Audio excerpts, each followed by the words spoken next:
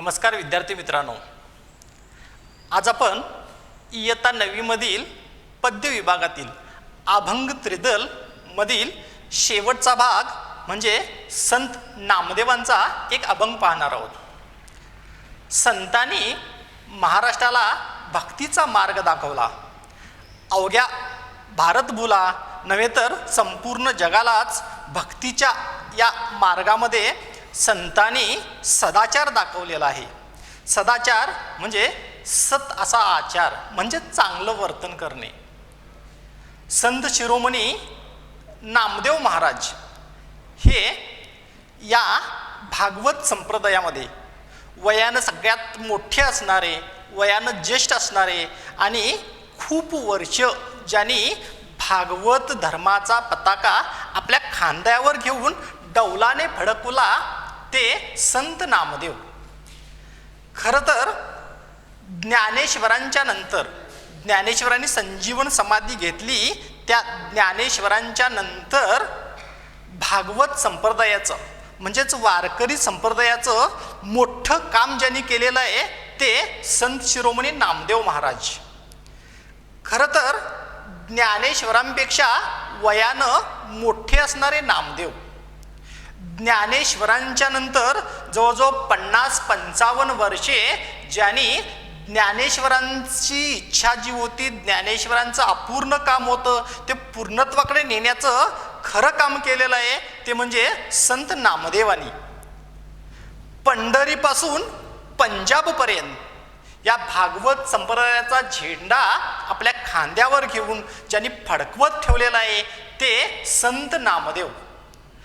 या संत नामदेवांनाच कीर्तन संप्रदायाचे आद्य आचार्य असं म्हटलं जातं. हेच खरे पहिले भावकवी, पहिले आख्यान कवी.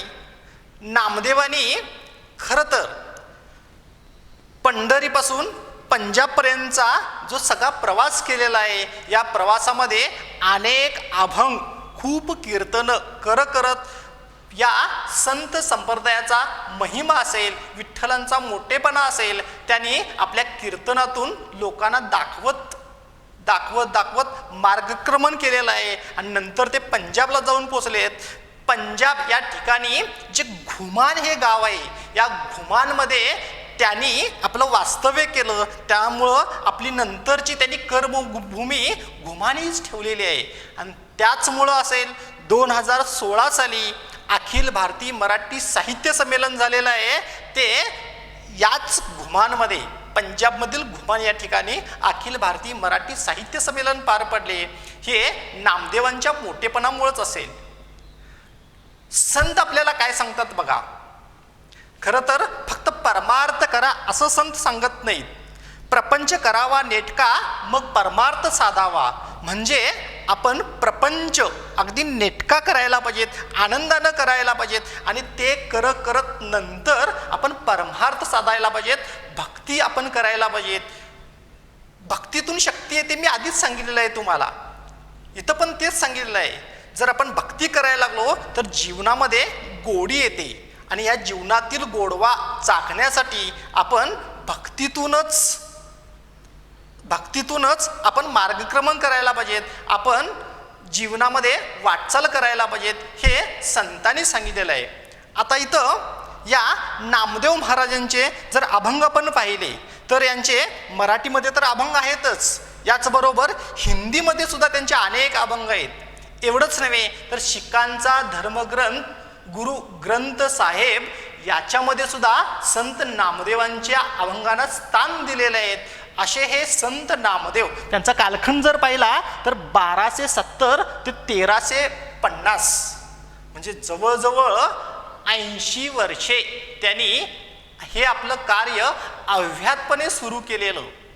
आणि त्यामुळं खऱ्या अर्थानं वारकरी संप्रदायाचं जे तत्वज्ञान असेल, ज्ञानेश्वरीतील ज्ञानेश्वरांचं जे तत्वज्ञान असेल ते तळागाळापर्यंत, जनसामान्यापर्यंत पोचवण्याचं काम केलेलं आहे, खेडोपाड्यापर्यंत पोचवण्याचं काम केलेलं आहे ते संत नामदेवांनी. म्हणूनच याला भागवत संप्रदायाचे संघटक असं म्हणतात.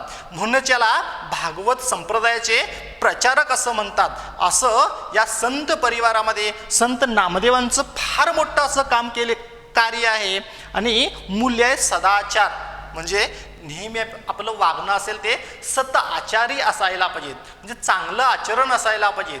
या छोट्याशा अभंगामध्ये नामदेवांनी काय सांगितलेलं आहे, तर आपण जीवन जगत असताना, प्रपंच करत असताना कशा पद्धतीनं जीवनाला सामोरं गेलं पाहिजेत, कशा पद्धतीनं संतांचा सहवास करायला पाहिजेत, असाच काहीसा बोध या अभंगातून दिलेला आहे. या नामदेवांचा परिचय आपण आधी पाहिलेलाच आहे. आता आपण प्रत्यक्ष अभंग पाहू. चला तर अभंग त्रिदलमधील 3 नंबरचा अभंग आहे, तो म्हणजे संत नामदेवांचा. पहा, पाहे पर दारा जननी समान, द्रव्यही पाषाण सममानी. मी आधीच सांगितलंय बघा, रोजच्या प्रापंचिक जीवनामध्ये माणसानं कसं वागायला पाहिजे याबद्दलचे विचार त्या छोट्याशा अभंगामध्ये संत नामदेव सांगत असताना माणसानं काय करायला पाहिजे म्हटलंय बघा. पाहे पर दारा जननी समान. पाहे म्हणजे पाहणे, परदारा, परदारा, पर म्हणजे दुसरे, दारा म्हणजे स्त्री किंवा पत्नी असेल. जननी समान, जननी म्हणजे आई, समान म्हणजे त्याच्या योग्यतेनं. आता इथं काय सांगितलंय बघा, म्हणजे आपण समाजामध्ये आज पाहतो, आजच्या समाजामध्ये नाती किती विस्कटलेली आहेत पाहतो, आणि त्यामुळं स्त्रियावरती होत असणारे अत्याचार आपण पाहतो. आणि त्यामुळंच असेल नामदेव 13व्या शतकामध्ये सांगतात की दुसऱ्या स्त्रीकडं आपण कोणत्या भावनेनं पाहायला पाहिजे. इथं सांगत असताना काय म्हटलंय बघा, पाहे पर दारा जननी समान. पाहे म्हणजे पहा, दुसऱ्या स्त्रीकडं आपल्या आई समान, माते समान पाहायला पाहिजेत. इतकी वात्सल्याची भावना, इतकी प्रेमाची भावना, इतकं मातृप्रेम दुसऱ्या स्त्रीबद्दल आपण दाखवायला पाहिजेत. म्हणून पर स्त्रीकडं माते समान पाहावं असं या पहिल्या चरणामध्ये सांगितलेलं बघा. द्रव्यही पाषाण सममानी. संतांनी काय म्हटलेलं आहे बघा, सोनं नाणं आम्हा मृत्तिके समान, असं संतांचा इतका मोठा विचार आहे. सोनं नाणं आम्हाला माती समान आहेत. इथं पण नामदेव तेच सांगतात, द्रव्य ही पाषाण. द्रव्य म्हणजे पैसा असेल, सोनं नाणं काही असेल. पाषाण सममानी. पाषाण म्हणजे दगड. द्रव्य सुद्धा, पैसा सुद्धा दगडा समान मानायला पाहिजेत. पण आज वास्तव परिस्थिती काय आहे, आज पैशासाठी वाटेल ते लोक करतात. पैशासाठी आपल्या आई वडिलांचा खून सुद्धा करायला माणसं पाहत नाहीत. आणि त्यामुळं इथं काय सांगितलंय बघा, द्रव्यही पाषाण सममानी. पैशाला सुद्धा दगडा समान आपण मानायला पाहिजेत, म्हणजे इतकं तुच्छ मानायला पाहिजे. पैसा म्हणजे सर्वस्व नव्हे, पैसा म्हणजे साध्य नव्हे, ते साधन आहे, ते साधनच आपण ठेवायचं आहे. म्हणून संत सांगतात, दुसऱ्या स्त्रीकडं माते समान पाहायला पाहिजेत. द्रव्य म्हणजे पैशाला दगडा समान क्षुल्लक किंवा तुच्छ आपण लेखायला पाहिजेत. तरच जीवनात आनंद मिळतो, तरच आपलं चांगलं वर्तन होत असतं. म्हणून पुढं काय सांगितलं बघा, पराव्या कारणे प्राणवेची आता, जाणे परवेथा अंतरीची. अंतरंगापासून आपण एकमेकावर जीव कसा लावायला पाहिजेत, एकरूप कसं व्हायला पाहिजेत, हे सांगत असताना संत नामदेव महाराज म्हणतात, पराव्या कारणे प्राणवेची आता. दुसऱ्यासाठी, पराव्या पर दुसरा, दुसऱ्यांसाठी आपण प्राण द्यायला पाहिजेत, जीव त्याग करायला पाहिजेत. त्यामुळं आपण स्वतःचा विचार नाही करायचा, स्वतःचा तर करायचाच, पण त्याबरोबर थोडंसं आपण त्यागी व्हायला पाहिजेत. समाजाचा विचार करायला पाहिजेत. माणूस समाजशील प्राणी आहे. या समाजात वागत असताना दुसऱ्यांसाठी सुद्धा आपण आपला जीवनातील बहुमूल्य वेळ असा द्यायला पाहिजेत. म्हणून इथं सांगितलं बघा, पराव्या कारणे, दुसऱ्यांसाठी प्राणवेची आता. दुसऱ्यांसाठी वेळ प्रसंगी प्राण सुद्धा द्यायला पाहिजेत. असं समाजसेवकाचं काम सुद्धा आपण करायला पाहिजेत. म्हणून इतरांसाठी, समाजासाठी वेळ प्रसंगी आपण प्राण सुद्धा द्यायला पाहिजेत, असं नामदेव महाराज सांगतात. जाणे परव्यथा अंतरीची. अंतरीची जाणे म्हणजे जाणून घ्या. काय? परव्यथा, दुसऱ्याची व्यथा अंतरंगाची. म्हणजे दुसऱ्याचं दुःख असेल ते त्यानं सांगितल्यानंतर आपण समजून घ्यायचं नाही, दुसऱ्याच्या चेहऱ्याकडं पाहिल्यानंतर आपल्याला लक्षात यायला पाहिजेत, इतकं आपण प्रेम त्या व्यक्तीवरती करायला पाहिजेत, इतकं दुसऱ्याचं मन जाणायला पाहिजेत. म्हणून दुसऱ्याच्या अंतरंगातील दुःख जे असेल, व्यथा असेल, ते आपोआप आपण जाणायला पाहिजेत, तरच त्याला माणूस म्हणतात. त्यामुळं खऱ्या माणसाची, खऱ्या प्रापंचिक माणसाची लक्षणे सांगत असताना पर स्त्रीला माते समान मानायला पाहिजेत, द्रव्य सुद्धा दगडा समान तुच्छ लेखायला पाहिजेत, दुसऱ्यांसाठी वेळ प्रसंगी प्राण द्यायला पाहिजेत, तसेच दुसऱ्याच्या मनातील व्यथा आपण मनोमन जाणायला पाहिजेत, असं संत नामदेव सांगतात. विहित संतोष धरिबा मानसी की परलोकाशी जाणे आहे. आता इथं काय सांगितलं आहे बघा, माणूस हा आशेवर जगतो. आपण म्हणतो माणसाच्या इच्छा खूप असतात आणि ह्या इच्छा, अनेक स्वप्न आपण पाहतो, अनेक स्वप्न पाहतो आणि त्या स्वप्नाच्या मागं धावतो आणि वेळ प्रसंगी स्वप्न आपल्या पदरी पडायच्या आधीच आपल्या जीवनाचा अंत होतो. त्यामुळे माणूस उद्यावरती जगतो, आशेवरती जगतो असं म्हणतात. पण इथं संतांनी काय सांगितलेलं आहे बघा, विहित संतोष धरिबा मानसी. विहित म्हणजे जे आपल्या वाट्याला आहे त्याच्यातच संतोष धरा, जे आहे ते चांगलं आहे. इथं सांगितलेलं आहे बघा, विहित संतोषी धरिबा मानसी. माणसानं काय करायला पाहिजेत, जे आता आपण जीवन जगतो, जे वर्तमान काळ आहे, हीच अवस्था, याच अवस्थेमध्ये आपण आनंदित राहायला पाहिजेत, याच्यातच संतोष मानायला पाहिजेत. म्हणजेच प्राप्त परिस्थितीत आनंद मानून जगणे हेच खरे जगणे आहे असं सांगितलेलं आहे. म्हणून म्हटलं आहे बघा की परलोकाशी जाणे आहे. परलोक म्हणजे माहीतच आहे आपल्याला, आपण म्हणतो स्वर्गामध्ये आपण जायचं आहे, मृत्यूनंतर आपल्याला दुसऱ्या जगात जायचं आहे. इथं तेच म्हटलेलं आहे बघा, एक ना एक दिवस सर्वांना परलोकात जायचंच आहे. म्हणजे काय, मृत्यू हे शाश्वत सत्य आहे, मृत्यू हा येणारच प्रत्येकाला. जीव जन्माला आल्यानंतर मृत्यू हा होणारच. त्यामुळे उगाच कशा त्याचं दुःख करत बसायचं, उद्याच्या मृत्यूनं आजच का मरत बसायचं. म्हणून आपण मानसिकता ठेवायची, एक ना एक दिवस परलोकात जायचंच आहे, म्हणून आहे त्या परिस्थितीत सुख मानायचं, असं नामदेव महाराज इथं सांगतात बघा. सर्व काळ प्रीती संतांची या संगे गावे अनुरागे हरिनाम. म्हणूनच शेवटी महाराज सांगायलेत, सर्व काळ प्रीती संतांची या संगे. खरं तर सतत ज्यांच्यासोबत आपल्याला प्रेम मिळतं ते लोक म्हणजे संत आहेत.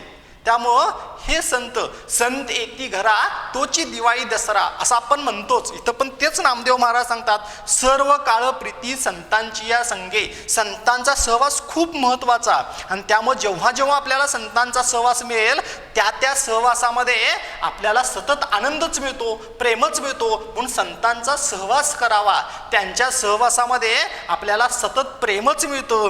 गावे अनुरागे हरिनाम. त्यामुळे संतांच्या सहवासामध्ये आपण सतत अनुरागी म्हणजे प्रेमभरानं हरिनाम, हरीचं नाव आपण गायला पाहिजेत. म्हणजेच आपण अभंग म्हणायला पाहिजेत, म्हणजेच आपण भक्ती मार्गाला लागायला पाहिजेत.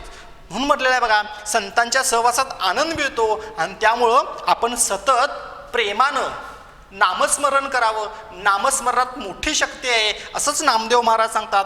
सर्वांभूती सम ठेवून या बुद्धी सांडावी उपाधी प्रपंचाची. आता इथं काय सांगितलंय बघा, सर्वांभूती सम ठेवून या बुद्धी. सर्वांभूती समान बुद्धी ठेवायला पाहिजे सगळ्यांच्या सोबत. आपण मात्र माणसामध्ये भेदभाव करतो. हा गोरा, तो काळा, तो उच्च जातीचा, तो कमी जातीचा, तो चातुर्वर्ण व्यवस्था. या व्यवस्थेमुळं आपल्या समाजाचं वाटोळ झालेलं आहे आणि खरं हेच दुःखाचं मूळ आहे. आणि म्हणून इथं नामदेव महाराज सांगतात, सगळ्यांच्याकडं समान दृष्टीनं पहा, असं वेगवेगळ्या संकुचित दृष्टीनं पाहू नका. आणि त्यामुळं म्हटलेलं आहे बघा, सांडावी उपाधी प्रपंचाची.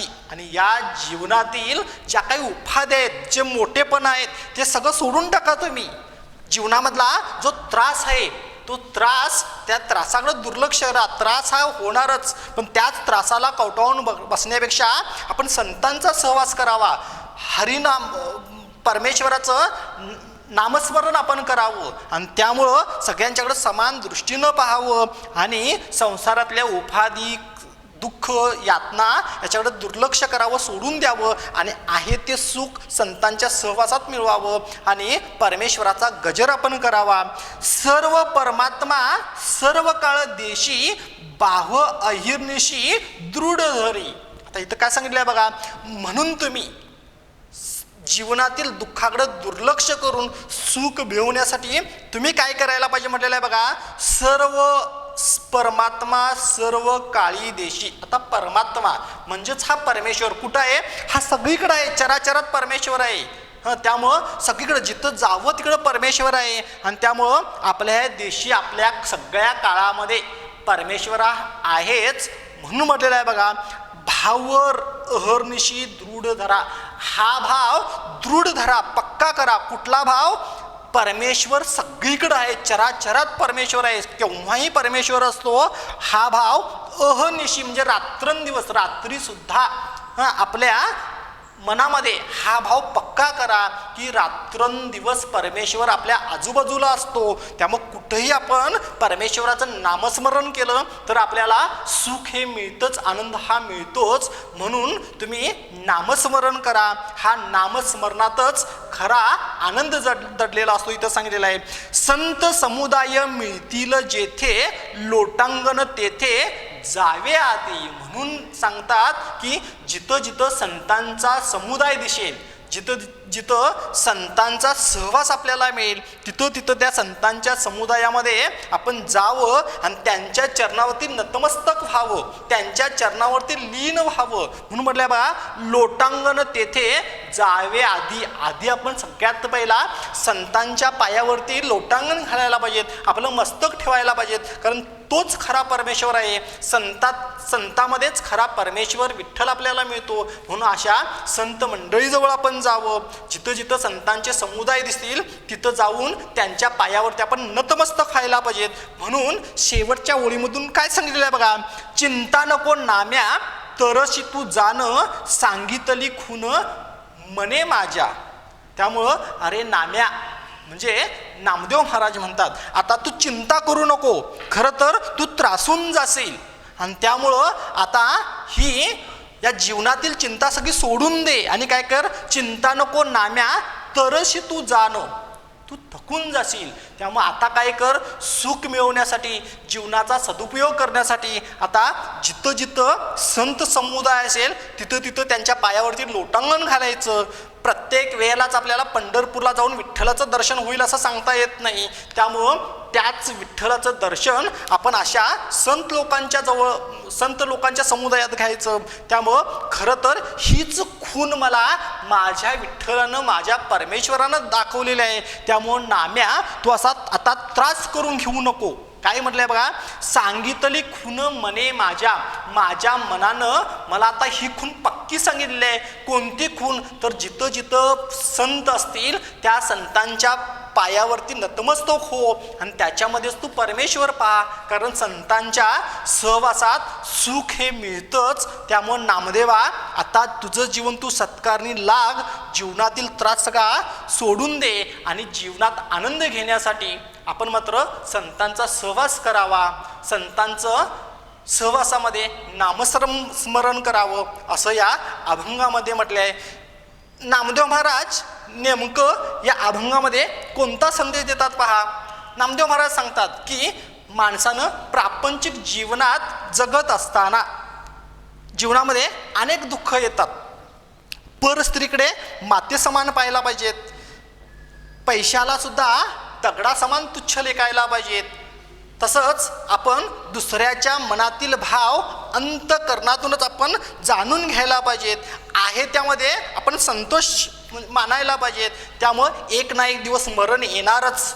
त्यामुळं हा भाव मनात पक्का धरून जिथं जिथं संत समुदाय असेल त्यांच्या सहवासात नामस्मरण करा, त्यांच्या सहवासात तुम्ही जीवनातील आनंद माना आणि अशा संत समुदायासमोर लोटांगण व्हा, नतमस्तक व्हा असंच नामदेव महाराज सांगतात. एकंदरीत माणसानं सदाचारानं कसं वागावं, प्रापंचिक जीवनातील व्यथा दुःख बाजूला सारून आनंद या जीवनामध्ये कसा आपण मिळवावा आणि यासाठी महत्त्वाचं म्हणजे सदाचरणी माणसानं कसं राहावं असा बोध, असा उपदेश या अभंग त्रिदलमधील तिसऱ्या भागामध्ये संत नामदेवाच्या अभंगामध्ये नामदेवानी सांगितलेलं आहे आणि हा भाग संपला.